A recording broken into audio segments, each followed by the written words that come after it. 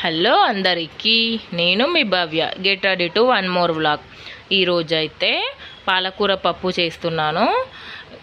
దీనికోసం అయితే కుక్కర్ తీసుకొని దాంట్లోకి అయితే ఇంకా మేమైతే నలుగురమే కదా, పిల్లలే కదా, ఒక గ్లాస్ కొంచెమే వేసుకుంటాను. ఒక గ్లాస్ పప్పు తీసుకొని శుభ్రంగా కడిగి పెట్టుకున్నాను. పప్పు చూడండి, పాలకూర ఇలా కట్ చేసి పెట్టుకొని ఇలా వాటర్ వేసుకొని ఇలా మంచిగా కడుక్కోవాలి. అల్ల మట్టి ఇట్లా ఉంటుంది కదా, కడుక్కొని శుభ్రంగా ఇలా కడిగేసుకున్న పాలకూరని ఇలా కుక్కర్లోకి వేసుకొని, పచ్చిమిర్చి అయితే మేము కొంచెం కారం తక్కువే తింటాం కదా, పిల్లలు కూడా తింటారు కాబట్టి ఇలా చిన్న చిన్న ముక్కలుగా కట్ చేసుకొని అన్నీ ఇలా వేసుకోవాలి పచ్చిమిర్చి అన్నీ. దీంట్లో అయితే ఒక ఆనియన్ వేస్తాను. ఆనియన్ టేస్ట్ బాగుంటుంది, అయినా కామన్గా వేస్తారు కదా. ఒక ఆనియన్, చిన్న ఆనియన్ అండ్ కొంచెం జీలకర్ర, ఎక్కువ వేయొద్దు మళ్ళీ చేదైపోతుంది. కొంచెం జీలకర్ర అండ్ కొంచెం ఆయిల్ అండ్ చిటికెడు పసుపు కూడా వేసి కొంచెం మనం క్వాంటిటీకి తగ్గట్టు వాటర్ వేసుకోవాలి. మరి ఎక్కువ వేసుకుంటే పొంగిపోయే ఛాన్సెస్ ఉన్నాయి. నేనైతే కొంచెమే వాటర్ వేసాను సరిపోయేటట్టు వేసి స్టవ్ మీద పెట్టుకున్నాను. చూడండి, స్టవ్ మీద పెట్టుకొని 4 to 5 విజిల్స్, విజిల్ వస్తుంది చూడండి.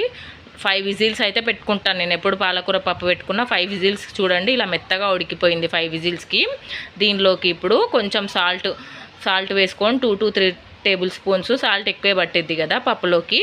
సాల్ట్ వేసుకొని ఇలా స్మాషర్తో ఒకసారి మెత్తగా రుబ్బుకోవాలి. ఎక్కడన్నా పలుకున్న పచ్చిమిర్చి అన్నీ ఇట్లా స్మాష్ అయిపోతాయి కదా, ఇలా మెత్తగా రుబ్బుకోవాలి. చూడండి, దీనికోసం అయితే పాలకూర పప్పు కొంచెం పులుపు వేయాలి కదా, దీనికి చింతపండు ఇలా స్మాష్ చేసుకొని వేసుకున్నాను.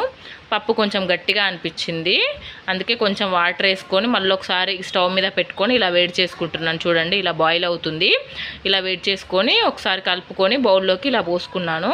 ఇప్పుడు పోపు పెట్టుకోవడానికి ఒక కడాయి పెట్టుకొని దాంట్లోకి 2 to 3 టేబుల్ స్పూన్ ఆయిల్ వేసుకున్నాను.